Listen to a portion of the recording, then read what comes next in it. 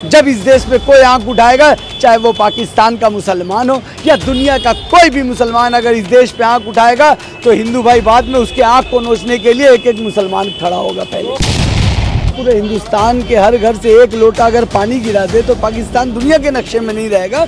उसके लिए मोदी जी या शाह जी सिर्फ बातें कर रहे हैं, बड़ी बड़ी बातें। इससे पहले पुलवामा अटैक हुआ था, देश के कई जवान शहीद हो गए थे, उस वक्त भी बड़ी बड़ी बातें कही गई थी। 56 इंच का सीना, लाल आंख दिखाने की बात कही गई थी, मगर हुआ कुछ नहीं। यहाँ हिंदू मुसलमान की बात ही नहीं है, यहाँ पर बात है हिंदुस्तानी का कत्ल हुआ। जिसने कत्ल किया वो इस देश का नहीं हो सकता, वो देशद्रोही है, कोई भी धर्म का हो। कहीं पर अगर किसी मुसलमान को लिंचिंग करके मार दिया जाए, कोई हिंदू मार दे, तो हम क्या कहते हैं, किसी मजहब के बारे में बात करते नहीं। जो इस देश के लोगों को तकलीफ देगा, परेशान करेगा, मारेगा, वो हमारा नहीं। मैं मुसलमान होकर कह रहा हूँ, उसे बीच रास्ते पे से फांसी दे देनी चाहिए, और जितनी बार उसको ज़िंदगी मिले उतनी बार फांसी देनी चाहिए। बहुत ही शर्मनाक है, इतना घटिया हरकत किया है। जिसने भी किया है उसको सरेआम उसी जगह पर फांसी दे देना चाहिए। ये तो एक दरिंदगी है। किसी भी आदमी को आप आराम से मार देंगे, आपको शर्म नहीं आता? कौन सा मज़हब सिखाता है? और नाम पूछ के, धर्म पूछ के मारने वाले ये इंसान नहीं हो सकते। मुसलमान तो बहुत दूर की बात है, इंसान नहीं हो सकते।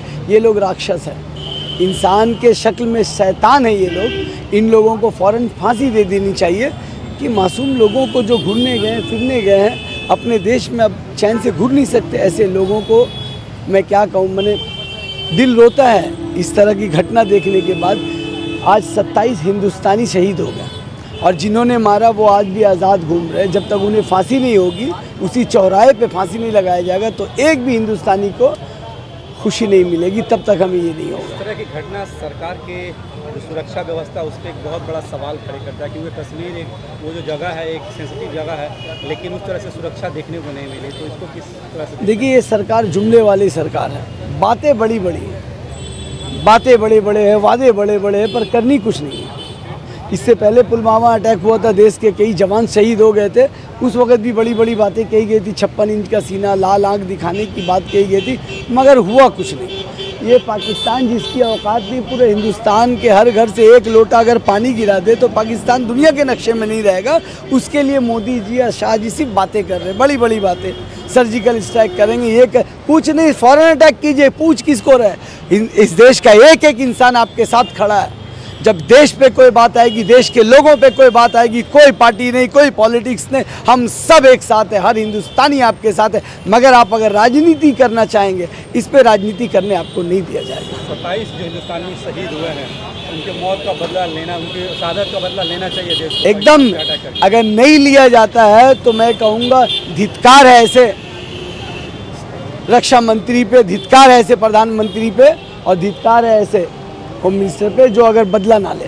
24 घंटे के अंदर बदला लेना चाहिए, बहुत लेट हो गया। एक बड़ा सवाल खड़ा होता है कि इन तरह के मामले में क्या मुसलमान साथ हैं देशवासियों को, हिंदू भाइयों का? 100% साथ है। यहाँ हिंदू मुसलमान की बात ही नहीं है, यहाँ हिंदू मुस्लिम, यहाँ पर बात है हिंदुस्तानी का कत्ल हुआ। जिसने कत्ल किया वो इस देश का नहीं हो सकता, वो देशद्रोही है, कोई भी धर्म का हो। कहीं पर अगर किसी मुसलमान को लिंचिंग करके मार दिया जाए, कोई हिंदू मार दे, तो हम क्या कहते हैं, किसी मजहब के बारे में बात करते नहीं। जो इस देश के लोगों को तकलीफ देगा, परेशान करेगा, मारेगा, वो हमारा नहीं। मैं मुसलमान होकर कह रहा हूँ, उसे बीच रास्ते पे से फांसी दे देनी चाहिए, और जितनी बार उसको ज़िंदगी मिले उतनी बार फांसी देनी चाहिए। जो मासूमों का मीडिया जिस तरह से एक प्रोपेगेंडा चला रही है, और वहाँ पे भी धर्म विशेष को टारगेट करते देखे जा रहे हैं। देखिए, ये नफरती चिंटू है, ये नफरती गैंग चलाती है। इनको हर चीज़ में वोट दिखता है, इनको हर चीज़ में राजनीति दिखती है। ऐसे लोगों से इस देश के लोगों को बचना चाहिए। सब मीडिया को मैं नहीं कहूँगा, आप जैसे अच्छे लोग भी हैं, हर मीडिया बुरी नहीं होती। कुछ लोग जो सत्ता के नशे पे, जो सत्ता की चाटुकारिता करते हैं, जिनको सत्ता से पैसा चाहिए, वो नफरत परोसेंगे और इस देश में और बड़ी खाई पैदा करेंगे हिंदू मुस्लिम के बीच में। हर मुसलमान अपने उन हर हिंदू भाइयों के साथ खड़ा है और हमेशा खड़ा रहेगा। जब इस देश पे कोई आंख उठाएगा, चाहे वो पाकिस्तान का मुसलमान हो या दुनिया का कोई भी मुसलमान, अगर इस देश पे आंख उठाएगा तो हिंदू भाई बाद में उसके आंख को नोचने के लिए एक एक मुसलमान खड़ा होगा। पहले 2000 लोग जो है वो स्पॉट पे थे, पहलगाम के जिस स्पॉट पे एक भी पुलिस नहीं देखी गई, ना ही वहाँ मिलिट्री थी। इसको कैसे देखते हैं? इसको तो यही तो जांच एजेंसी का काम है। जब आपको पता है वो सेंसिटिव एरिया, इससे पहले कई हादसे हो गए, जांच एजेंसी कर क्या रही है? अमित शाह कर क्या रहे हैं? अमित शाह के हाथ में सारा तंत्र है। अमित शाह क्या कर रहे हैं?